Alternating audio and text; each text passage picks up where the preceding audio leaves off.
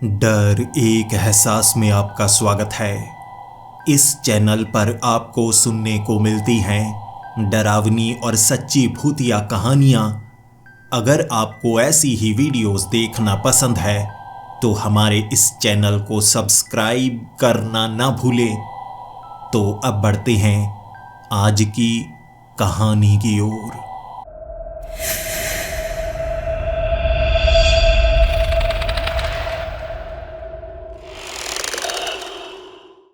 पेड़ों से गिर रही वो पत्तियां बड़ी ही हसीन लग रही थी। वक्त रात का था और हल्की हल्की बूंदाबांदी हो रही थी। मैं जंगल में था। जानवरों की आवाजें आ रही थीं जो किसी भी इंसान को डरा सकती हैं, लेकिन ये मेरा काम है कि मैं जंगल में ही रहता हूं। मेरा नाम देव है और मैं एक वाइल्ड लाइफ फोटोग्राफर हूं। ज्यादा समय मेरा जंगल में ही गुजरता है और मुझे रात को जागना बहुत ज्यादा पसंद है। लेकिन ये जंगल ऐसा भी हो सकता है, मुझे नहीं पता था। पहली बार मैं पेड़ पर चढ़ा हुआ था और हल्की हल्की बूंदाबांदी हो रही। हर तरफ धुंध सी हो गई थी। शायद बादल जमीन के बहुत करीब आ चुके थे। मैं एक जानवर की तस्वीर खींचना चाहता था जिसे इस जंगल में कई लोगों ने देखा है, लेकिन उन्हें यह नहीं पता कि यह जानवर कौन सा है। कुछ लोग कह रहे थे कि एक भेड़िए के समान नजर आता है, जबकि कुछ लोगों का कहना था कि यह एक भालू के समान नजर आता है। मुझे लगा मैं अगर उसकी तस्वीर खींचूं, हो सकता है कोई ऐसा जानवर मिल जाए जिसके बारे में कोई जानता ना हो। जंगल एक रहस्य की तरह होते हैं जिसके अंदर कैसे राज छिपे हैं कोई जान नहीं सकता। समय समय पर वो राज उजागर होते रहते हैं और मैं उनमें से एक हूं जो इन राज को उजागर करने की कोशिश हमेशा करता रहता है। शहर मुझे बिल्कुल नहीं पसंद। गांव शहरों से ज्यादा अच्छे लगते हैं और जंगल गांव से भी ज्यादा अच्छा लगता है। लोग हंसते हैं मुझ पर कि मैं इंसानों के बीच नहीं, जानवरों के बीच रहना पसंद करता हूं। लेकिन हर किसी को कुछ ना कुछ पसंद होता है। मैं भी ऐसा ही हूं। भगवान ने शायद मुझे ऐसा ही बनाया है। मेरे एक दोस्त ने मुझे कहा था कि हम जो भी चीज पसंद करते हैं वो हमारे वश में नहीं होता। भगवान हमसे खास काम करवाता है। हमारी नियति पहले ही लिख दी जाती है। आज भी पेड़ पर चढ़ा हुआ जब बूंदें मेरे चेहरे पर गिर रही थी, मैं आसमान की तरफ देखना शुरू हो गया था। लेकिन अचानक नीचे जब चलने की आवाज हुई, मैंने महसूस किया कुछ ना कुछ नीचे है। 2 बार मैं एक काले भालू को देख चुका था। फिर मैं सतर्क हो गया था और बटन मेरे पास था। आसपास मैंने बहुत ज्यादा लाइट लगाई हुई थी। मैं चाह रहा था अगर अंधेरे में अच्छी तस्वीर ना आई, मैं जल्दी से लाइट जलाऊंगा और तेजी से तस्वीरें खींचने की कोशिश करूंगा। हो सकता है उस जानवर की कोई अच्छी तस्वीर मैं खींच पाऊं। वैसे मैं दिन के वक्त भी तस्वीरें खींचता हूं, वो ज्यादा खूबसूरत आती हैं। लेकिन रात के वक्त जब एक राज उस तस्वीर के साथ जुड़ा होता है, मुझे सबसे ज्यादा अच्छा लगता है। वो पैरों की आवाज पेड़ के पीछे से आ रही थी। मैं इंतजार कर रहा था वो जानवर पेड़ से आगे निकले, लेकिन वो जानवर पेड़ से आगे आ ही नहीं रहा था, जैसे उसे आहट आ गई हो कि कोई आसपास है। मैं कुछ समय इंतजार करता रहा और मुझे इतना तो साफ हो गया था, ये जो भी जानवर है बड़ा समझदार लगता है। सामने आने की कोशिश नहीं कर रहा। एक मांस का टुकड़ा मैंने एक रस्सी पर टांगा हुआ है जिसकी महक दूर दूर तक आ रही है। जानवर इस तरफ खींचे आ रहे हैं और जिस जानवर की मैं तस्वीर नहीं खींचना चाहता, मैं रस्सी को थोड़ा ऊपर खींच लेता हूं ताकि वो मांस का टुकड़ा खींच कर ना ले जाए। लेकिन ये जो भी जानवर है पेड़ के पीछे सिर्फ घात ही नहीं लगा रहा, महसूस कर रहा है, जानने की कोशिश कर रहा है आखिर यहां पर चल क्या रहा है। लेकिन मैंने जो फ्लड लाइट थी चारों तरफ ऐसे लगाई थी कि कोई जानवर अगर मुझे लगा छिपा है तो रोशनी में कुछ हद तक नजर तो आ सकता है। जब वो जानवर 20 मिनट तक पेड़ से आगे बाहर नहीं निकला और उसके कदमों की आवाज पीछे हटने की आने लगी, मुझे लगा जो करना है जल्दी करना है। भले ही मैं तस्वीर ना खींच पाऊं, लेकिन नंगी आंखों से देख तो लूं वो जानवर कौन सा है। मैंने सारी लाइट्स जला दी थी, कैमरा एक तरफ रख दिया था और वो जानवर भागना शुरू हो गया। सबसे पहले मेरा ध्यान उसके पैरों की तरफ पड़ा। उसके बड़े बड़े पैर थे जैसे किसी भालू के हों, लेकिन ऊपरी शरीर किसी इंसान जैसा था। उसने कपड़े नहीं पहन रखे थे, लेकिन कोई 8 से 9 फुट का इंसान जिंदगी में मैंने भी कभी नहीं देखा था। उसके शरीर पर थोड़े थोड़े बाल थे और सर पर तो बहुत ज्यादा काले और सफेद बाल थे। वो 2 पैरों पर भी भाग रहा, लेकिन जब उसे लगा कि लाइट बहुत ज्यादा हो गई है, वो अपने हाथों को भी जमीन पर रखकर इंसानों की तरह नहीं बल्कि जानवरों की तरह भागना शुरू हो गया। और मैं एक पल के लिए हैरान सा हो गया। ये कोई इंसान नहीं है और ना इसे मैं कोई जानवर कह सकता हूं। ये क्या चीज है? वो जिस तरफ भागा था, मैंने अपना सामान अगली सुबह समेटा और मैं उस तरफ बढ़ना शुरू हो गया। ये जानवर नहीं है, ना ये इंसान है, कुछ तो है, तो मुझे पता लगाना होगा। आसपास कोई छिपने की जगह होगी ना। ऐसी कोई चीज जंगल में तो दिन के वक्त नहीं रहती होगी, क्योंकि इसे सिर्फ रात के वक्त ही देखा जाता है। तो मैं ढूंढने की कोशिश करता हूं। मैं ढूंढने लगा, गहरे जंगल की तरफ जाने लगा था, जिस तरफ जाने की हिम्मत कोई नहीं करता। आसपास के इलाके के लोग कहते हैं घने जंगल का हिस्सा इतना ज्यादा खतरनाक है, वहां बड़े बड़े अजगर रहते हैं, ऐसे जानवर रहते हैं जो आदमखोर हैं। झील ऐसी हैं कि इसमें कई बार लोग डूब चुके हैं। वहां पर तैरा नहीं जाता। मगरमच्छ रहते हैं, पेड़ों के ऊपर भी सांप रहते हैं जो बहुत ज्यादा जहरीले हैं।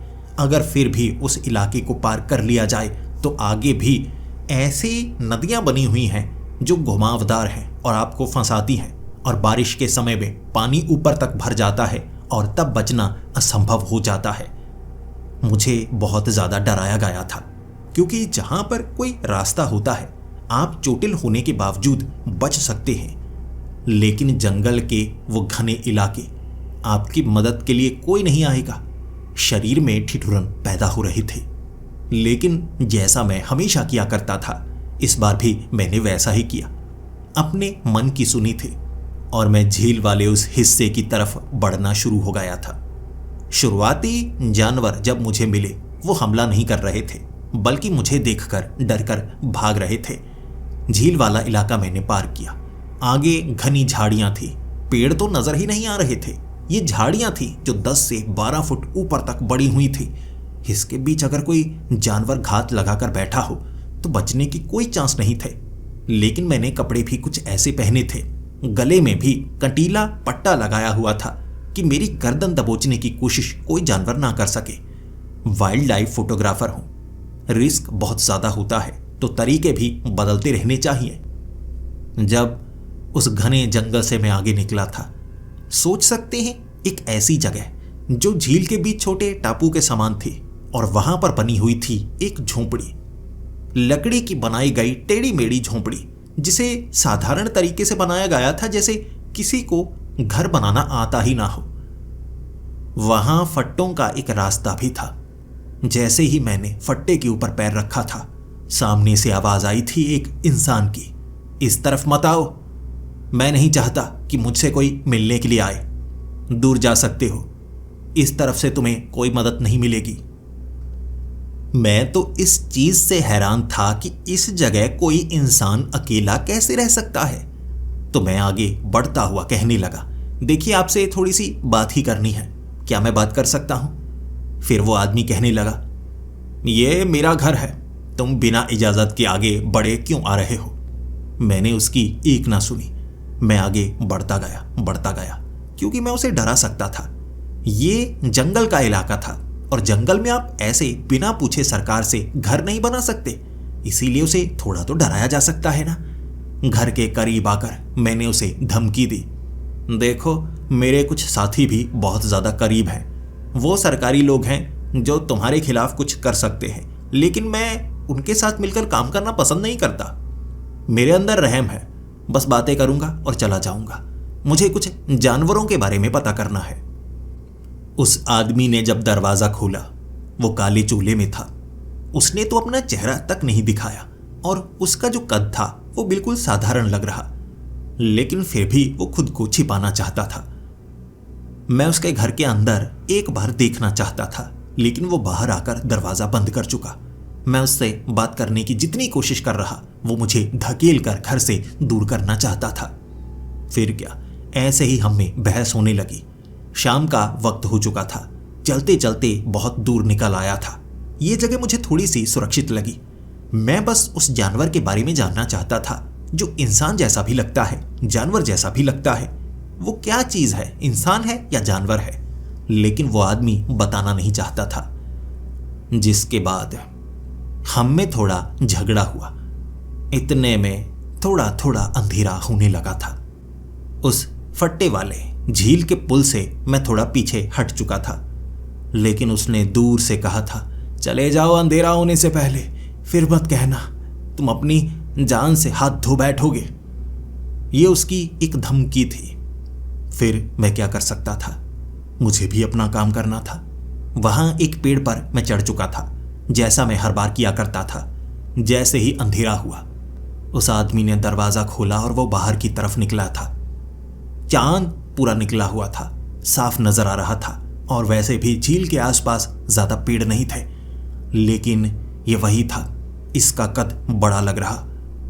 मुझे उसके बड़े बड़े दांत नजर आए और वो भागा, ऐसे भागा जैसे मुझे मौत के घाट उतारना चाहता हो, और बचने के कोई चांस थे ही नहीं।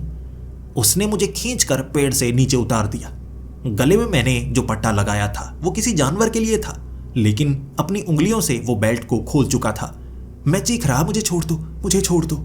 लेकिन वो काला चोला जब उसने उतारा, मुझे उसका पूरा भयानक चेहरा नजर आया, सिर्फ होंठों से नीचे वाला हिस्सा नहीं। वो क्या चीज थे? उसने मुझे काटा। मैं बेहोश हो चुका था, मुझे होश रहा ही नहीं। जब मुझे होश आया, मैं उसके घर के अंदर था। फिर उसने मुझे समझाने की कोशिश की कि रात को क्या हुआ, लेकिन मैं हड़बड़ी में वहां से भागना चाहता था। उसने कहा, भागो मत, भागो मत, मैं तुम्हारी मदद कर सकता हूं। देखो, उसमें मेरी गलती नहीं है, मैं खुद को संभाल नहीं पाता। मुझे नहीं पता वो क्या कहना चाहता था, लेकिन उसने मुझ पर हमला किया था। घर से थोड़ा दूर निकलकर मैंने कहा, तुमने मुझे मारने की कोशिश की है, मैं पुलिस को बताऊंगा। उसने कहा, पुलिस को मत बताना, इसमें मेरी गलती नहीं है। ये श्राप मुझे मिला हुआ है, जिस कारण मुझे खून पीना पड़ता है। उसने मेरी बाजू पर 2 बार काटा था। 4 निशान बने हुए थे, और ऐसे काटा जैसे सिर्फ 2 ही दांत मेरी कलाई में उसने गड़ाए हों। मुझे वो समझाने की कोशिश कर रहा, लेकिन मुझे समझ में नहीं आ रहा था वो इतना गुस्से में क्यों आ गया और अब शांत क्यों है। तब उसने कहा था, मुझे माफ कर दो, मैं एक पिशाच हूं। मैं तुम्हें मारना नहीं चाहता था, लेकिन मैं रह नहीं पाया। तुमने मुझसे झगड़ा क्यों किया, मैं अपने दिमाग पर काबू नहीं रख पाया। और तुम भी यहीं पर रहो, भीड़ में मत जाना, मौत के घाट उतार दिए जाओगे। अब तुम भी मेरे जैसे बनने वाले हो। उसने जब ये कहा था, एक बार के लिए मैं सोच में पड़ा हुआ था, लेकिन मैं जल्दी जल्दी वहां से निकला था। बाढ़ में जाए वो जानवर, ये है वो, लेकिन इसने अपना कद कैसे बड़ा कर लिया था? क्या है, क्या घर में कोई और भी था? मैं खुद से सवाल पूछता गया। जंगल से बाहर निकलने के बाद मुझे महसूस हो रहा, धूप बड़ी ज्यादा तेज हो गई हो। मेरी चमड़ी जलने लगी थी, मैं धूप को सहन नहीं कर पा रहा, इसीलिए मुझे अपने शरीर को ढकना पड़ा। थोड़ी थोड़ी गर्मी लग रही थी, लेकिन मैंने अपने शरीर को ढका। धूप शरीर के जिस हिस्से को छू रही थी, जलन महसूस हो रही थी और छाले बनने लगे थे। ढककर जंगल से बाहर निकला, और रात के वक्त मुझे लगा मेरे अंदर किसी तरह की कोई बीमारी है, मुझे डॉक्टर के पास जाना चाहिए। रात के वक्त मैं डॉक्टर के पास गया था, और डॉक्टर ने साधारण दवाई दे दी थी। मैंने डॉक्टर को कहा था कि जलन हो रही है धूप से, देखिए मेरा हाथ भी जल गया था, लेकिन डॉक्टर के सामने मेरा हाथ पूरी तरह से ठीक हो चुका था। रात के वक्त मुझे भूख लग रही। मैं नॉन वेजिटेरियन नहीं हूं, लेकिन मुझे नॉन वेज खाने का मन कर रहा। ऐसे लग रहा जैसे बस कच्चा मांस चबा जाऊं। कुछ न कुछ तो हुआ था मेरे साथ। अगली सुबह फिर से, इस बार तो धूप मुझे जला रही। मेरे हाथ में अपने आप आग लगने लगी थी। मैं रोशनी में नहीं जा सकता था। तो मुझे एक घर में छिपकर दिन बिताना पड़ा। और उस आदमी की वो बात मेरे दिमाग में घूमती गई। उसने कहा था मैं एक पिशाच हूं और मैं श्राप के कारण ऐसा हूं। और उसने कहा था तुम भी ऐसे बनने वाले हो। क्या मैं पिशाच तो नहीं बन गया? मैंने डॉक्टर को दिखाया, लेकिन उनके पास कोई जवाब नहीं था। वो कहने लगे ऐसा हो ही नहीं सकता। फिर मुझे लगा अगर मैं ये उन्हें बता पाया कि मैं एक पिशाच बन रहा हूं, हो सकता है मेरी जान को खतरा हो। वैसे भी दुनिया में कोई पिशाच नहीं है। कहानियां तो यही है ना कि जो पिशाच हैं, भूत प्रेत हैं, इन सबको खत्म कर दिया जाता है। मुझे भी तो भूख ऐसी ही लग रही है, कच्चा मांस खाने का मन कर रहा है। अब मैं क्या करूं? एक ही इंसान मेरी मदद कर सकता है, वही आदमी। उसने मुझे काटा है। उसके बाद से मैं ऐसा बन गया हूं कि सिर्फ रात में ठीक लगता है, दिन में मुझे छिपना पड़ता है। मैं क्या करूं? जंगल में जाता हूं। मैंने फिर से वो सफर किया था। रात के वक्त शरीर इतना तगड़ा हो गया था कि पेड़ पर चढ़ने में परेशानी नहीं होती। ऐसा लगता जैसे बहुत ज्यादा जान आ गई हो। आसपास जब जानवर घूमते तो उन्हें खाने का मन करता। उसके बाद थोड़ी सी कमजोरी महसूस होती। मैं फलों को खाता, लकड़ी को खाता, जो भी चीज मुझे मिल रही मैं उसे खा रहा था। जानवर बन गया था। जब मैं उस घर तक पहुंचा था, मुझे वो घर जला हुआ मिला था। उसने शायद अपने घर को जला दिया होगा, क्योंकि मैंने गलती की थी उसे धमकी देने की कि मैं सरकारी लोगों के साथ आया हूं। उसे लगा होगा वो लोग आ जाएंगे, तो उसने अपने घर तक को जला दिया, कोई सबूत नहीं छोड़ा। अब वो कहां गया होगा मुझे नहीं पता था, लेकिन उसे ढूंढना तो होगा। अब मैं क्या करूं, वरना मैं मारा जाऊंगा। एक पिशाच दिन के वक्त मौत के घाट उतर सकता है। अब क्या करूं? मैं जंगल में भटकने लगा था। मुझे भूख लगती, मैं फलों को खाता, सब्जी को खाता, लेकिन कच्चा मांस खाने का मन करता। लेकिन मैं ऐसा करना नहीं चाहता था। बचपन से कभी मैंने मांस नहीं खाया, तो मैं आगे भी नहीं खाऊंगा। चाहे मैं मरूं या ना मरूं, मैं किसी और को मारना नहीं चाहूंगा। मैं जंगल में कई दिनों तक भटका था। घना जंगल इतना बड़ा था कि मुझे वो आदमी मिला ही नहीं। जानवर जरूर मिले थे। कुछ जानवरों ने रात के वक्त मुझ पर हमला भी किया, लेकिन रात के अंधेरे में मेरी ताकत बहुत बढ़ जाती। मैं पेड़ों पर चढ़ सकता था, जानवरों को पकड़ सकता था, उन्हें हरा सकता था, दबोच सकता था। इसीलिए कोई जानवर अब मेरे करीब नहीं आ रहा। लेकिन मेरे दिमाग पर मेरा काबू था। शायद हमेशा से मैं मेडिटेशन करता रहा था। उसकी तरह मैं कभी भी आपे से बाहर नहीं हुआ था। और एक दिन मुझे जंगल में फिर से एक अजीब सी झोंपड़ी मिली थी। ये झोंपड़ी आधी जमीन के ऊपर थी, आधी जमीन के अंदर थी। दरवाजा एक तरफ गुफा सी बनाई हुई वो था। मुझे लगा वो आदमी ने यहां पर घर बना लिया होगा, लेकिन इस घर का डिजाइन बड़ा अच्छा था। लकड़ी की झोंपड़ी। जैसे ही गुफा के एक तरफ से मैं घर के अंदर गया, मुझे अजीब व गरीब सामान मिल रहा था। बड़े बड़े बर्तन थे, बहुत सारी ऐसी चीजें जिसे देखकर मुझे डर भी लग रहा था। काले जादू की वो चीजें थी। वो पिशाच है ना, ऐसी चीजों को संभाल कर रखता होगा। लेकिन जब 2-4 घंटे मैं इंतजार करता रहा, क्योंकि वो वहां पर नहीं था। मुझे लगा कहीं गया होगा, शिकार करने के लिए वापस आएगा तो मैं उससे बात करने की कोशिश करूंगा, लेकिन वो वापस नहीं आया। मुझे एक लड़की नजर आई थी। एक लड़की जब इस घर के अंदर आई, मैं उसे देखकर स्तब्ध था। वो मुझे देखकर स्तब्ध थी। वो सोच रही होगी कि मैं कौन हूं, और मैं सोच रहा था कि वो कौन है। क्या वो उस पिशाच को जानती है? लेकिन उसने छलांग लगाकर मुझ पर हमला शुरू कर दिया था। मुझे नहीं पता उसने वो कैसे किया, लेकिन उसने उस छड़ से मेरे सर को छुआ था और बेहोशी सी छाने लगी।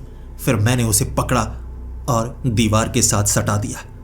फिर मैंने उसे कहा, मुझे नुकसान पहुंचाने की कोशिश क्यों कर रही हो? मैं सिर्फ बात करने आया हूं। मैं उस पिशाच से बात करना चाहता हूं। वो कहने लगी, कौन सा पिशाच? तुम मुझे मारने आए हो ना? मैंने कहा, नहीं, मैं किसी को मारने नहीं आया। देखो, मैं तुम्हें नुकसान नहीं पहुंचाना चाहता। तुम ही मुझे नुकसान मत पहुंचाओ। उसने कहा, तो मेरे घर में क्या कर रहे हो? मैंने कहा, तुम्हारा घर? लेकिन ये तो उस पिशाच का घर है ना, वो बड़ा सा पिशाच जो रात को रूप बदल लेता है, मैं उसे ढूंढ रहा हूं। मैंने बस इतना कहा था, फिर मैं बेहोश हो गया। उसने कुछ जादू किया था मेरे ऊपर, और जब मुझे होश आया, उसने एक गुफा के अंदर, जहां पत्थर ही पत्थर थे, एक पत्थर से मुझे लपेटा हुआ था कि मैं खुद को छुड़ा नहीं पा रहा था। फिर वो कहने लगी, कोशिश मत करो, दिन का वक्त है, और ये देखो। उसने मुझे जिस पत्थर से बांधा था, एक तरफ उस गुफा के छेद होगा जहां से धूप अंदर आ रही थी। जब उसने वो कपड़ा हटाया, अंदर धूप आने लगी और थोड़ी सी धूप मेरे पैर पर पड़ी।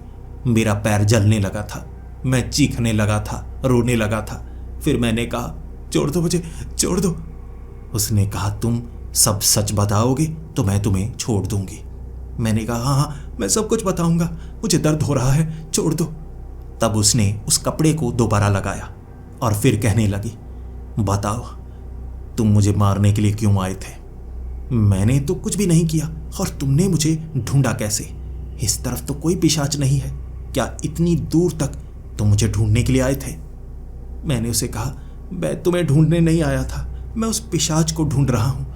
उस पिशाच ने, ये देखो, मेरे साथ कुछ किया है, और अब ये सब हो रहा है। मैं धूप के कारण गर्मी महसूस करता हूं, मुझे दर्द होता है, और रात को मैं ताकतवर हो जाता हूं, मुझे नहीं पता कैसे। वह कहने लगी, अपनी बाजू को दिखाओ। मेरी बाजू को देखा और फिर वो कहने लगी, यानी तुम शिकार हो, लेकिन हर एक शिकार पिशाच नहीं बनता। उसने तुम्हें पिशाच क्यों बनाया? एक पिशाच अगर किसी इंसान को काटे, वो पिशाच नहीं बनता जब तक वो अपना खून दोबारा उसके अंदर ना डाले। उसने सिर्फ तुम्हारा खून चूसा होगा, उसके बाद अगर वो तुम्हें छोड़ देता, तुम चले जाते, लेकिन फिर उसने अपना खून तुम्हारे अंदर क्यों डाला? मैंने कहा, मुझे नहीं पता, मुझे नहीं पता, मैं तो एक वाइल्ड लाइफ फोटोग्राफर हूं, तुम मेरी चीजों के अंदर देख सकते हो। मैं कोई पिशाच नहीं था, और मुझे ठीक होना है, वो मुझे ठीक कर सकता है ना। उसे मुझ पर बिल्कुल भी भरोसा नहीं था। उसके बाद उसने मेरे सर के ऊपर एक चांदी के सिक्के को रखा। वो चांदी का सिक्का जलन पैदा करने लगा था, ऐसा लगने लगा मेरा सर फटने को आ जाएगा। और फिर उसने कहा था, तुम जितनी दर्दनाक मौत चाहते हो, मैं तुम्हें उतनी दर्दनाक मौत दूंगी। सच तुम बोलने वाले नहीं, तुम अपने लोगों के प्रति वफादार हो, तो मैं खुद भी जिंदा रहने के लिए वफादार ही रहूंगी। मैं चीखने लगा था, चिल्लाने लगा था, लेकिन वो मुझे तड़पा रही थी। उस चांदी के सिक्के से उसने मेरे शरीर पर कई घाव बनाए, और वो घाव भर नहीं रहे थे। वैसे मेरे शरीर पर कोई भी जख्म बड़ी जल्दी भर रहा था, लेकिन चांदी के बनाए जख्म भर नहीं रहे थे। ऐसा लगने लगा था वो मुझे मौत के घाट तो उतारेगी, लेकिन दर्दनाक तरीके से। और उसके बाद अंत में मैंने इतना खुद ही कह दिया था, इतना तो मुझे साफ है कि तुम मुझे जिंदा नहीं छोड़ने वाली, और शायद मैं बच भी ना पाऊं, लेकिन बस मुझे तड़पाओ मत। मैं सच बता चुका हूं, मैं सिर्फ इसलिए आया था ताकि मैं ठीक हो पाऊं। मैं उस आदमी को ढूंढ रहा था, मैं तुम्हें ढूंढता हुआ नहीं आया हूं। अगर तुम्हें लगता है कि मैंने कुछ गलत किया है तो मुझे दर्द मत दो, सीधा मारना है तो मार दो, और वो भी कम दर्द से। वो मेरे करीब मुझे देखती रही और फिर कहने लगी, एक दिन बाद तुमसे दोबारा जवाब पूछूंगी, भूख के मारे जब तुम्हारा बुरा हाल हो जाएगा, सच खुद ब खुद तुम बोलोगे। एक दिन बाद सच में जैसा उसने कहा था, मेरी हालत बहुत बुरी थी, मैं खुद को छुड़ा भी नहीं पा रहा था। दोबारा वो मेरे पास आई और कहने लगी, अब सच बताओगे? मैंने कहा, तुम क्या सुनना चाहती हो? मुझे बताओ, मुझे क्या बोलना है? वो बोलने के बाद, तुम मुझे मार डालो, जल्दी से जल्दी करो, भूख बहुत बुरी है, मुझे कुछ खाने को दे दो। तब उसने सब्जी जो कि कच्ची थी वो निकाली मेरे मुंह के करीब लेकर आई और कहने लगी, ये खाओगे? मैंने उसे खाना शुरू कर दिया, चबाना शुरू कर दिया। वो हैरानी से देखती जा रही थी। ये क्या, तुम मांस नहीं खाते, खून नहीं पीते? मैंने कहा, मुझे नहीं पता, मैं किसी जानवर को मार नहीं सकता, मैं खून नहीं पीता, मैं इंसान हूं। मैं यही खाया करता था, लेकिन इससे पूरी तरह से भूख नहीं मिटती, लेकिन मुझे इसकी आदत डालनी होगी। उसने जो जो खाने को दिया मैंने वो सब खाया और फिर वो कहने लगी, शायद तुम सच बोल रहे थे, तुम्हारी बातें सही लगती हैं मुझे, लेकिन अगर मैं तुम्हें छोड़ूंगी तुम मुझे मारने की कोशिश तो नहीं करोगे? एक छोटी सी गलती और मैं तुम्हें मौत के घाट उतार सकती हूं, वो भी तड़पा तड़पा कर। याद रखना, मैं एक डायन हूं और मेरी ताकत का तुम्हें अंदाजा तक नहीं होगा।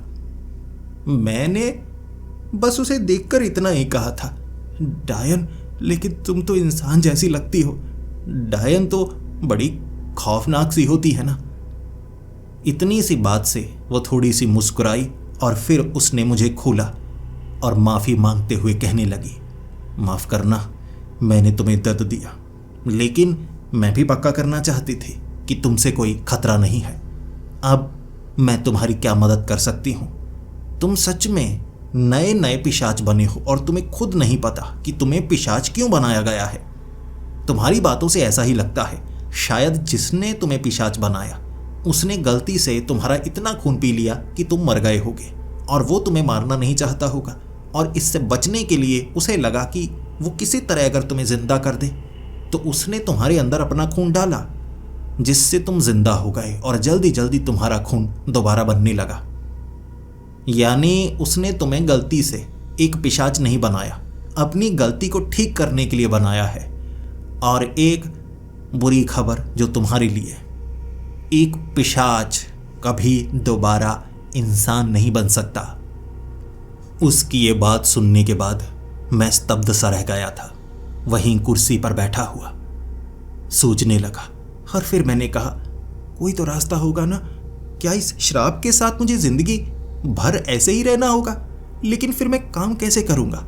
जब मैं काम पर जाऊंगा किसी न किसी को पता तो लग जाएगा ना, वो मुझे मार डालेगा। फिर वो कहने लगी, तुम बड़े भोले हो, तुम ये समझ नहीं पा रहे हो तुम एक पिशाच बन चुके हो। तुम्हें अब लोगों से दूर रहना होगा, एक जानवर की तरह, इंसानों से दूर, छिपकर, बचकर। जैसे वो आदमी रहता होगा तुम्हें भी वैसे रहना होगा। फिर मैं रोने लगा था। सबको छोड़ना होगा, सब कुछ छोड़ना होगा, मैं क्या करूंगा? मैं रोने लगा और उसने मुझे चुप करवाने की कोशिश की, लेकिन उसके द्वारा बोले गए शब्द चुप करवाने वाले थे ही नहीं। अजीब से शब्द बोल रही, कोई बात नहीं, सबको छोड़कर जाना पड़ता है, सब मर ही जाते हैं ना, इंसान मर जाते हैं, तुमने सोचा नहीं होगा कुछ समय बाद तुम मर जाओगे। मैंने गुस्से में कहा, तुम भी तो मरने वाली थी, तुम डायन मरती नहीं क्या? उसने कहा, जल्दी तो नहीं, 1000 साल तक तो मैं जीना ही चाहूंगी। वैसे भी मुझे वो सब कुछ मिल चुका है जिससे मैं इतनी लंबी उम्र जी सकूं। मैंने कहा, तो इतना सब कुछ कर सकती हो, मुझे ठीक क्यों नहीं कर सकती? वो कहने लगी, तुम सच में कुछ समझ नहीं पा रहे हो, तुम्हें इसके बारे में कुछ नहीं पता था। गलत जगह गलत समय पर तुम पहुंच गए, जिस कारण ऐसे बने। अब तुम्हें जंगल में रहना होगा। मेरी भी मजबूरी थी। कोई डायन अपनी मां की पेट से डायन बनकर नहीं पैदा होती। एक जादूगरनी को डायन कहा जाता है और काली विद्या का असर शरीर पर भी होता है। मेरे शरीर पर भी बड़ा अजीब सा असर पड़ा। कभी कभी मेरा शरीर विकारी हो जाता है, तब बड़ा भयानक लगता है, लेकिन मैं फिर भी खुद को सही संभाल कर रखती हूं। मुझे भी जीना है, ताकतवर बनना है, बाकियों से बचकर दूर रहना है, और पिशाच हमारे सबसे बड़े दुश्मन माने जाते हैं। इसीलिए मैं चाहती तो तुम्हें मौत के घाट उतार सकती थी। चले जाओ, जीना सीखो अकेले, और तुम्हारे जैसे पिशाच तुम्हें और भी कहीं ना कहीं तो मिल ही जाएंगे। उस आदमी के पास चले जाओ, अपने जैसों के साथ रहो तो बचे रहोगे। मैंने कहा, अपने जैसे क्या, मैं इंसान हूं, जैसे तुम भी, जैसी भी हो तुम इंसान जैसी लगती हो। हम वो बुरे नहीं हैं। खून पीना, मांस खाना, मैं ये नहीं कर सकता, ये राक्षसों का काम है, मैं राक्षस नहीं हूं। मैं बहुत ज्यादा रोया था। वो मुझे चुप करवाने की कोशिश तो कर रही, लेकिन कुछ खास अच्छी बात उसने भी नहीं की थी। फिर उसने एक बार जब कहा, तुम ऐसा क्यों नहीं करते? अगर बहुत ज्यादा मुसीबत में हो तो कुछ समय यहां पर बिता सकते हो। मैंने ये पूरे इलाके को बहुत ज्यादा सुरक्षित बनाया हुआ है। ऊपर देखो, पेड़ बिल्कुल छतरी की तरह हैं और यहां पर धूप नहीं पड़ती। अगर तुम मेरे घर के आसपास रहोगे तो तुम्हें कोई परेशानी होने वाली नहीं। वो गुफा की तरफ जरूर थोड़ी धूप पहुंचती है, यहां तुम रह सकते हो। खाने पीने का सामान मैं यहां पर उगाती हूं, लेकिन वो खाना थोड़ा अजीब होता है। अब डायनों का खाना अलग होता है, सीखना होगा। कुछ समय यहां पर तुम बिता सकते हो, मैं रहने दे सकती हूं नियमों के साथ। अगर कोई डायन या मुझे जान पहचान वाली कोई लड़की यहां तुम्हें नजर आए तो छिप जाना, क्योंकि डायनें पिशाचों से नफरत करती हैं और पिशाच डायनों से नफरत करते हैं, ये याद रखना। मैंने हामी भर दी थी। उसके बाद उसने मुझे पीछे वाला तालाब दिखाया जहां पर नहाया जा सकता है। साफ पानी था। उसके पीछे एक खेत पर उसने खेती की हुई थी और रात के वक्त लगने वाली वो सब्जी, वो फल, सब कुछ लगाया हुआ। मैं हैरान था, ऐसे कौन से पेड़ हैं जो रात के वक्त फल लगाते हैं? उसने कहा, ये डायनों की ताकत है। बहुत कुछ ऐसा है जो तुमने पढ़ा नहीं है, सीखा नहीं है, सिखाया नहीं जाता इंसानों को सब कुछ। कई राज हैं जो इंसान खुद से भी छिपा कर रखने की कोशिश करते हैं। इसे वो सुरक्षा के कारण कह सकते हैं, लेकिन जब तुम भीड़ से अलग हो जाओगे, नई नई चीजों का पता लगेगा। वहां मैं उसके साथ उस खेत में काम करने लगा। वो डायन थी। जैसे ही चांद की रोशनी उस पर पड़ती, उसका रूप भयानक हो जाता। वैसे दिखने में वो खूबसूरत थी, लेकिन चांद की रोशनी में बड़ी खौफनाक सी। आधा चेहरा उसका ऐसा जैसे खोपड़ी की हड्डी नजर आ रही हो, शरीर भी हड्डी के समान। वो थोड़ा थोड़ा हवा में उड़ भी सकती थी। छड़ी हमेशा उसकी अपने पास रहती। उसने अपनी चोटी को कपड़े के अंदर ऐसे लपेट कर रखा था ताकि कोई उसे छू ना पाए, और मुझे भी अपनी चोटी को हाथ बिल्कुल नहीं लगाने देती। 2 दिन मैंने ऐसे ही बिताए। शुरू शुरू में थोड़ा अजीब लग रहा था, लेकिन धीरे धीरे मुझे इसकी आदत सी पड़ने लगी। फिर मैं सोचने लगा, मेरे लिए अजीब चीज क्या है? भीड़ में रहना तो मैं पहले भी पसंद नहीं करता था। जंगल में मुझे रहना अच्छा लगा करता था। जिंदगी में थोड़े से बदलाव ही तो हुए हैं, लेकिन यहां उस डायन के साथ कुछ तो अच्छा लग रहा था। तीसरे दिन मैंने उसका नाम पूछा था। उसका नाम साक्षी था। मैं कब से उसे डायन डायन कहे जा रहा था। उसे बीच बीच में थोड़ा बुरा जरूर लगता, लेकिन अपनी सच्चाई से हमें बुरा नहीं लगना चाहिए। लेकिन अब मैं उसे उसके नाम से बुलाने लगा था तो उसे कुछ अच्छा तो जरूर लगता। हमने वहां एक दूसरे को दोस्त माना था। कुछ ऐसी चीजें थी जो मैं कर सकता था, क्योंकि मैं पिशाच था। किसी पेड़ को गलाना, मैं जब किसी पेड़ पर दांत गड़ाता ना, एक दिन में वो पेड़ गल जाता। ये मेरी ताकत थी। ये काम आसानी से मैं कर पा रहा। कुछ ताकत उसकी थी, वो काम वो कर पा रही। लेकिन धीरे धीरे हमारी दोस्ती गहरी होती जा रही, और तब उसने कहा था, तुम्हारी वैसे मदद की जा सकती है। मैंने कहा, मदद तो तुम्हारी भी हो सकती है। ये काली ताकतें जब एक लड़की के ऊपर हावी हो जाती हैं, वो डायन बन जाती है। क्या उन ताकतों को संभाले हुए जो बुरी ताकतें हैं अपने शरीर से वो निकाल सकती हैं? डायन ने कहा था, हाँ निकाल तो सकती है, लेकिन उसे निकाल कर मैं करूंगी क्या? मैंने उसे कहा, एक साधारण जिंदगी जीने की कोशिश क्या तुम करना चाहोगी? उसकी आंखों में भी कुछ उम्मीदें थी। हर किसी के जिंदगी में कुछ ना कुछ बुरा किया हो, हर किसी की जिंदगी में कुछ ना कुछ बुरा हुआ होता है जो उसे गलत कदम उठाने पर मजबूर कर देता है। कभी कभी हमारी गलतियां मेरी तरह हमें यहां पर पहुंचा देती हैं। हम दोनों ही मुश्किलों के मारे एक साथ दोस्त बने यहां पर रह रहे थे। पहले मुझे वो बुरी लगा करती थी, लेकिन अब तो बहुत अच्छी लगने लगी थी। एक सच्ची दोस्त। फिर वो कहने लगी, तुम्हारी एक तरीके से मदद की जा सकती है अगर मैं कोशिश करूं। मेरे पास बहुत ऐसे रास्ते हैं जिससे शरीर को बदला जा सकता है। क्या तुम अपने ऊपर वो एक्सपेरिमेंट करने की कोशिश कर सकते हो? मैंने हामी भरी। तुम पर मुझे भरोसा है। अगर तुम कोशिश करो तो मैं करना चाहूँगा। उसे डर भी लगा करता था, लेकिन डायनो वाले वो काढ़े मुझे पिलाती। कई दिनों तक मैं बीमार रहता और वो एक पत्नी की तरह मेरी सेवा भी करती। फिर मैं ठीक होता। लेकिन ये जो पिशाच मैं बना हुआ था, इससे मुझे छुटकारा नहीं मिल पा रहा था। मैं कमज़ोर भी बहुत ज़्यादा था क्योंकि मैं खून नहीं पीता था। उसने मुझे कहा कि तुम अगर जानवरों का खून पियो कुछ हद तक बिना उन्हें मारे तो तुम्हारी ताकत तुम्हें मिल सकती है। इसकी ज़रूरत पड़ सकती है। मैंने मना कर दिया था। लेकिन जब कुछ डायने जो वहाँ पर आई थी, क्योंकि डायने जिस जगह से निकलती हैं दूसरी डायनों को पहचान सकती हैं, और साक्षी ने मुझे छिपने के लिए उस गुफा में कहा था। रात के वक्त मुझे डायनों की आवाज़ आ रही और फिर चलने की आवाज़ इस गुफा के पास आई। मुझे लगा था साक्षी आई होगी, लेकिन उसने कहा था छिप कर रहना, और मैंने एक गलती की थी। वो एक बूढ़ी डायन थी, 900 साल बूढ़ी डायन, जिसने जब मुझे देखा घबरा गई, चीखने लगी, और तब डायनों ने मुझे घेर लिया था। एक पिशाच छिपकर हमला करने की तैयारी कर रहा था। हमारे पूरे झुंड को तुम कैसे संभालोगे? मैं तब साक्षी की तरफ देखने लगा था। मैं सोच रहा और मैंने बोला कुछ नहीं।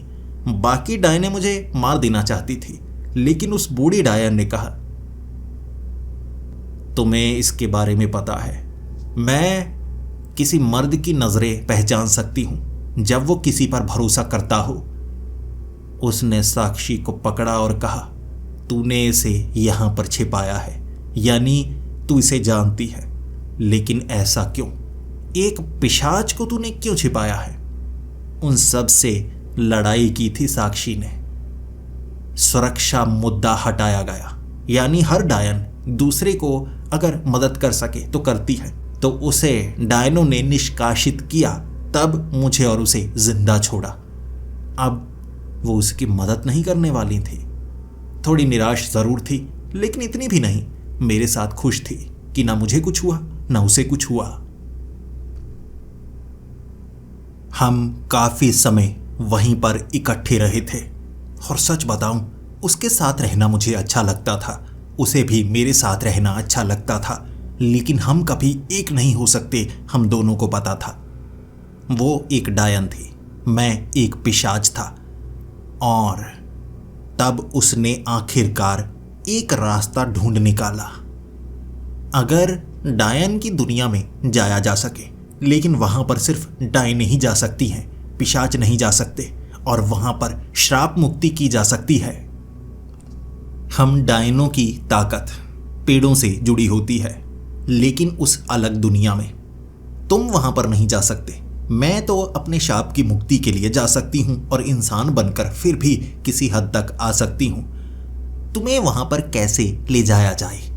और इसका एक तरीका था, अगर वो मुझे अपना खून दे, मेरे शरीर में उसका खून बह रहा हो, तो एक तरह से किसी को पता नहीं लगेगा कि कोई पिशाच भी वहां पर है, वरना वो पिशाच को सूंघ सकते हैं। इस तरीके से काम बन सकता है, लेकिन इससे वो कमज़ोर हो जाएगी, तो उसको ताकत कैसे दी जाए? वो पिशाच तो बन नहीं सकती, तो फिर मेरा जो खून है वो उसकी रगों में दौड़ना शुरू हो जाए, तो कोई नहीं पहचान सकता मुझे, कोई नहीं पहचान सकता उसे। इस तरीके से हम उस दुनिया में जा सकते हैं। शाप मुक्ति दोनों की हो सकती है और दोनों इंसान बनकर वापस आ सकते हैं। हम दोनों इंसान इसलिए बनना चाहते थे क्योंकि हम दोनों अब एक दूसरे से प्यार करने लगे थे। यहाँ बिल्कुल इंसानों की तरह रह रहे। वो अब जादू नहीं कर रही थी, काढ़े नहीं बना रही थी, सिर्फ मुझे ठीक करने के लिए आखिरी बार उसने ये सब किया था। अब हम बहुत लंबे समय से इंसानों की तरह रह रहे थे, जो दिन में सोते हैं बस रात को जागते हैं। ताकतवर भी थे, लेकिन हम उस ताकत को त्यागना चाहते थे। 1 महीना लगा वो चीज़ करने में। उसका खून मेरे अंदर, मेरे शरीर में कुछ हद तक बदलाव आया। फिर मेरा खून उसके अंदर भी कुछ हद तक बदलाव आया। लेकिन ये हमारे जुड़ाव का सिर्फ प्रतीक था। हम एक नहीं हो सकते थे। जब यहाँ पर पिशाच आए थे, कुछ पिशाच थे, प्राचीन पिशाच होंगे। और डायन ने बताया था पिशाच लंबे समय तक जिंदा रह सकते हैं।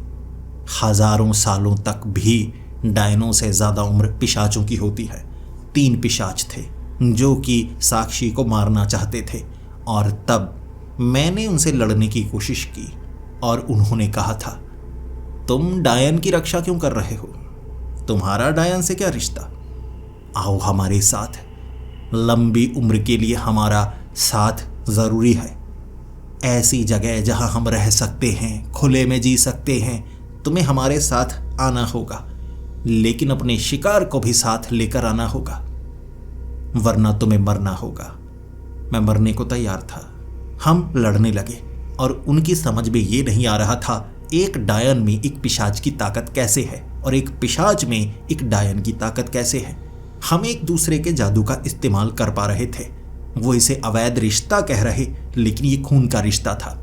वो 3 थे, हम उन पर हावी हुए। उनका खून पीने के बाद मैं और ताकतवर हुआ।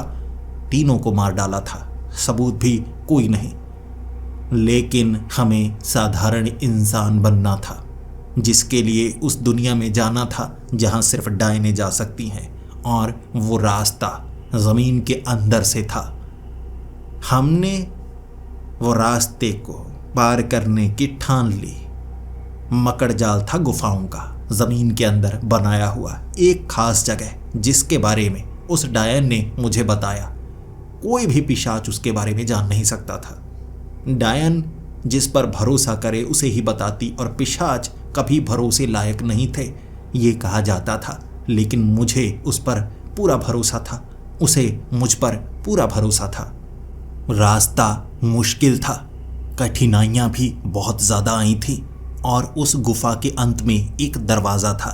उस दरवाजे के पार डायनों की दुनिया थी, और उस दरवाजे को सिर्फ एक डायन खोल सकती थी परीक्षा देने के बाद।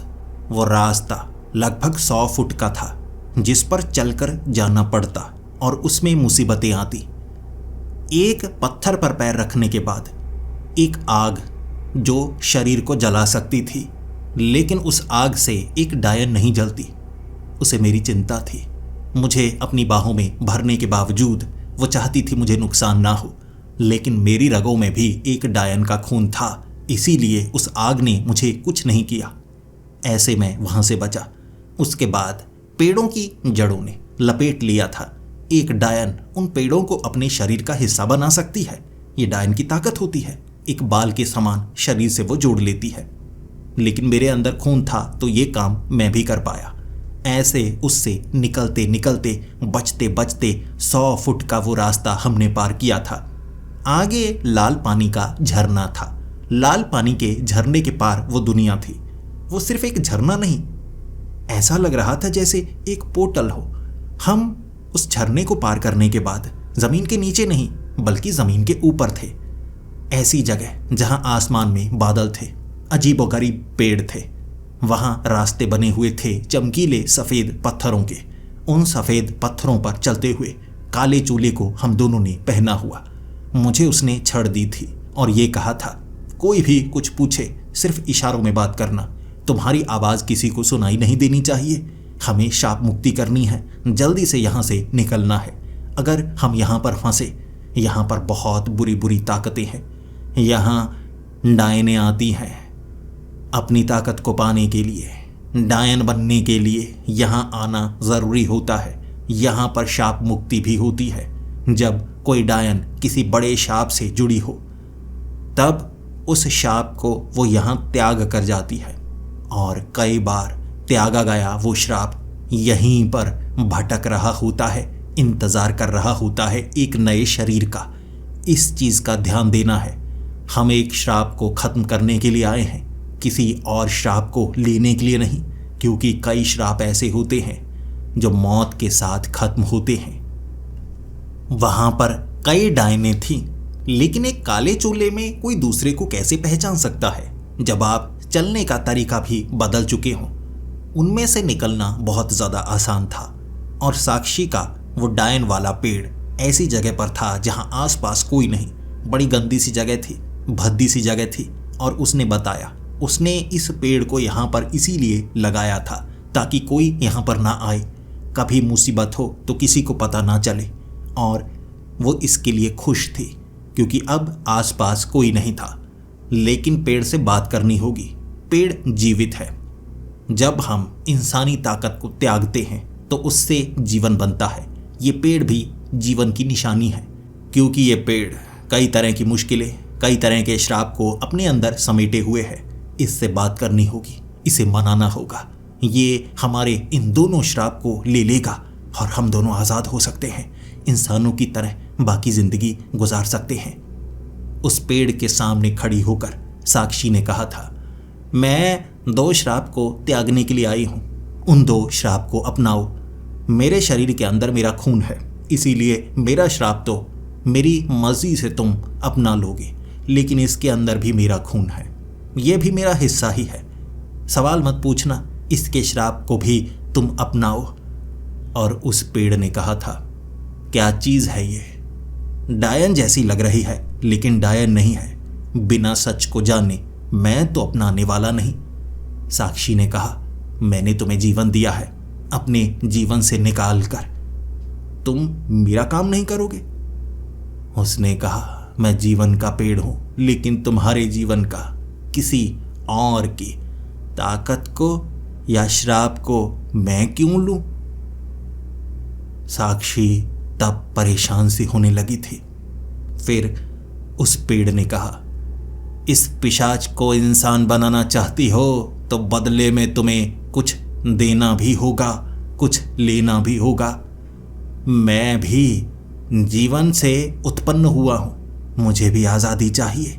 अगर तुम मेरे श्राप को लो, बदले में मैं तुम्हारे श्राप को लूंगा। ऐसे तुम्हारी आज़ादी और मेरी आज़ादी, सब कुछ होगा, हम तीनों को फायदा होगा। मैंने साक्षी को कहा था, इसमें कोई नुकसान तो नहीं? और साक्षी ने कहा, यहां पर जो पेड़ है ना, उन पर हम अपने श्राप को त्यागते हैं। इसके पास ऐसे ऐसे श्राप होंगे जो ये देना चाहता है, छूटना चाहता है। वो हमें दोबारा जिंदा होने नहीं देंगे। ये पेड़ हमारी परीक्षा लेना चाहता है। मैंने भी उस चोले को उतारा था और कहा था, मैं सभी श्राप लेने को तैयार हूं।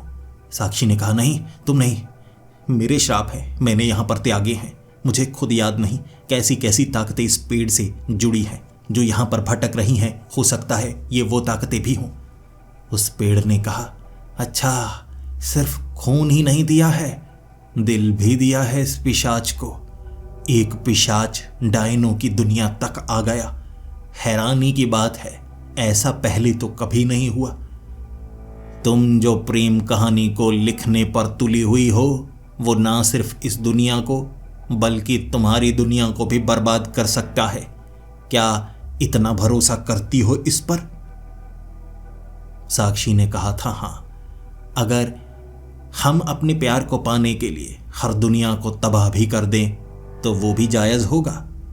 और फिर उस पेड़ ने कहा था, तो ठीक है, शुरुआत करते हैं परीक्षा की।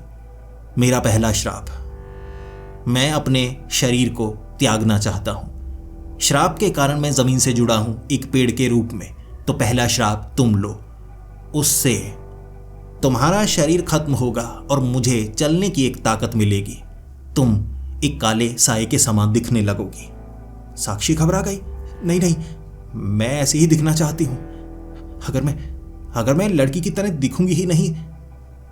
उसकी लाइन पूरी नहीं हुई और मैंने कहा था, ठीक है, अगर इससे इसका श्राप मुक्त होगा तो हम इसके लिए तैयार हैं, बाद में देखेंगे इसे ठीक कैसे करना है।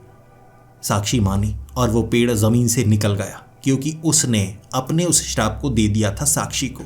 और साक्षी एक काले साए के समान दिखने लगी, बड़ी भयानक। लेकिन कोई बात नहीं, मुझे इससे कोई फर्क नहीं पड़ता था। फिर उस पेड़ ने कहा, तुम्हारे श्राप को लेने के लिए मेरे पास एक और श्राप है। बराबरी का मुकाबला होगा। तुम्हें पहले हामी भरनी होगी, बाद में मैं बताऊंगा। साक्षी ने मना किया था। मैंने कहा, और कोई रास्ता है? मैंने हामी भर दी और फिर उसने वो श्राप दिया, मौत का श्राप। मौत का श्राप जो मुझे भी मिला था। मेरी भी मृत्यु होती। अब मृत्यु नहीं होगी, मैं रूप बदलूंगा कई हजारों सालों तक। इसे पूरी तरह से अमरत्व नहीं कहा जा सकता, लेकिन मेरी इतनी लंबी उम्र और मैं एक इंसानी शरीर तक पहुंच पाऊंगा एक समय पर। वो मौत मैं तुम्हें देता हूं। अब तुम्हारी मृत्यु हो जाएगी। तुम्हें एक पिशाच की तरह नहीं, एक इंसान की तरह मरोगे यहीं पर। उस पेड़ ने मुझे छूना चाहा। साक्षी ने उस पेड़ को पकड़ने की कोशिश की और उस पेड़ को छूने का मतलब वो श्राप को लेना था। मैं पहले भी देख चुका था। मैंने साक्षी को पकड़ा था। नहीं, तुम नहीं, यह श्राप मेरा है, इसे सिर्फ मैं लूंगा। वो कहने लगी, नहीं, तुम इंसान बनना चाहते थे, इसीलिए इतनी दूर आए थे। तुम्हें इंसान बनना होगा। भले ही मैं तुम्हारे साथ ना रहूं, लेकिन तुम्हें इंसान बनना होगा।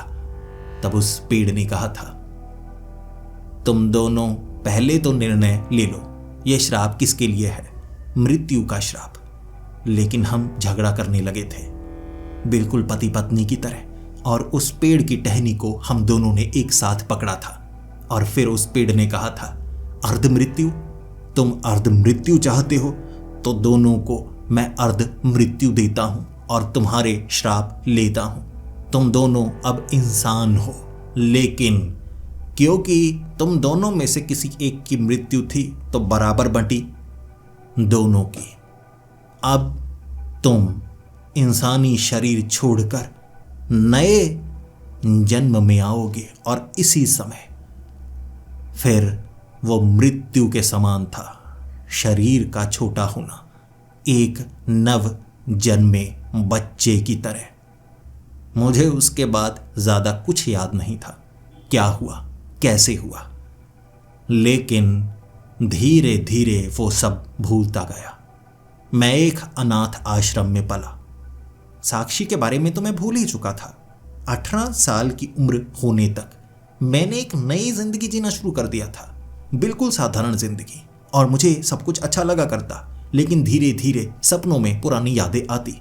किसी को नहीं पता था मेरे माँ बाप कौन है, क्योंकि मैं दोबारा बच्चे के रूप में आया था और साक्षी भी बच्चे के रूप में होगी, लेकिन वो कहाँ होगी मुझे नहीं पता था।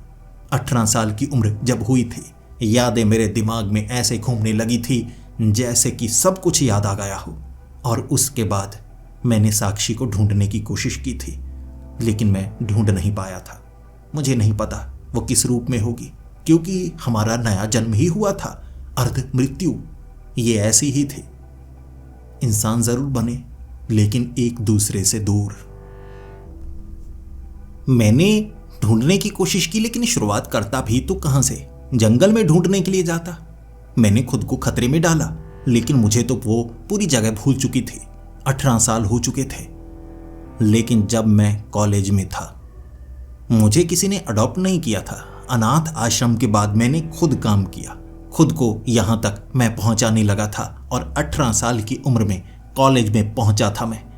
पहला ही साल था, मुझे क्या पता था झगड़े होंगे। और जब एक लड़के से जो कि अमीरजादा था मेरा झगड़ा हुआ, उसके बाद मुझे लग रहा था हो सकता है कहीं ये मुझे नुकसान पहुंचाए।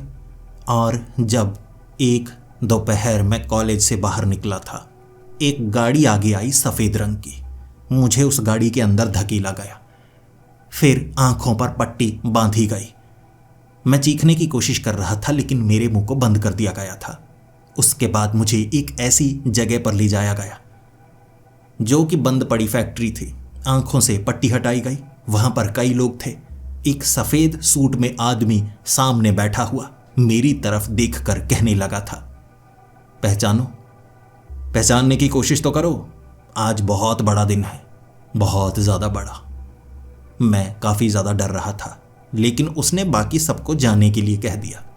फिर मेरी तरफ देखते हुए कहने लगा, देखो मैं तुम्हें खोलने वाला हूं, डरना मत, मैं तुम्हें नुकसान नहीं पहुंचाने वाला। पहचानने की कोशिश तो करो, कोई ऐसा जिसने तुम्हारी मदद की थी।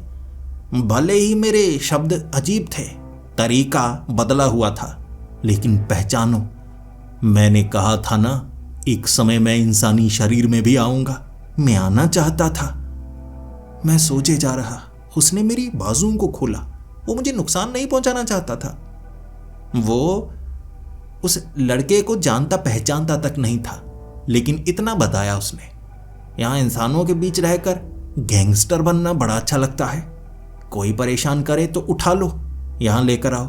ज्यादा आवाज करे तो ये हथियार बड़े काम के हैं, लेकिन मेरे पास तो और भी ताकत है जो मैं दिखाता नहीं, लेकिन समय समय पर इस्तेमाल जरूर करता हूं।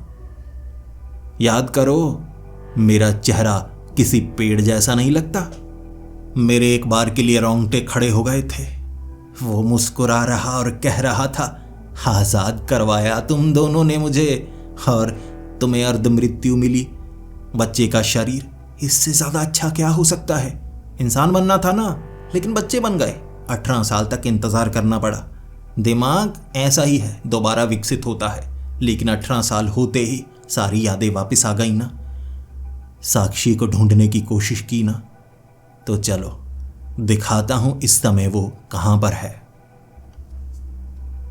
मुझे वो साक्षी के पास लेकर गया था। वो दिल्ली में एक फैमिली के साथ रहती थी। उस फैमिली ने उसे अडॉप्ट किया था एक अनाथ आश्रम से। धीरे धीरे उसे वो यादें पहले से ही दिमाग में घूमने लगी थी, लेकिन वो दोबारा डायन नहीं बनना चाहती थी, ना वो इसके बारे में पता कर सकती थी। वो पेड़ या कहूं वो गैंगस्टर, हम दोनों को उसने मिलाया और बताया, जब तुम बच्चे बन गए थे। यहां डायनों की दुनिया में कई दोस्त थी मेरी जिनसे मैं बात कर सकता था, इसीलिए एक डायन को मैंने तुम दोनों को सौंपा। तुम दोनों अलग अलग अनाथ आश्रम में पले। उसने तुम्हारी सुरक्षा की, लेकिन तुमने उसे कभी नहीं देखा ये समय आने तक। अब मैंने जो वादा किया था उसे निभाया। और साक्षी, तुमने मुझे जीवन दिया था, तो मैंने बदले में तुम्हें भी जीवन दे दिया। हिसाब बराबर, श्राप श्राप खत्म, जीवन जीवन खत्म। ना अब मैं कर्जदार हूं, ना तुम कर्जदार हो। संभालो अपने देव को और तुम संभालो अपनी साक्षी को। रेस्टोरेंट में हम बैठे हुए थे। एक दूसरे से नजरें भी सही से मिला नहीं पा रहे थे, क्योंकि सब कुछ नया नया सा लग रहा था। फिर उसी ने ये बात की थी, तुम पिशाच जैसे नहीं लगते, अब तो ठीक ही लगते हो। तो मैंने भी हंसते हुए कहा, तुम भी डायन नहीं लगती, लड़की ही लगती हो। और हंसते हंसते हमारी बातें फिर से शुरू हुई थी। नई जिंदगी शुरू हुई थी। एक पिशाच और एक डायन की नई प्रेम कहानी का नया सफर शुरू हुआ था। और मेरी ये प्रेम कहानी ये साबित करने के लिए काफी है कि अगर आपके प्यार में सच में ताकत है, आपका प्यार सच्चा है, तो कुदरत आपको मिलाने में लग जाती है।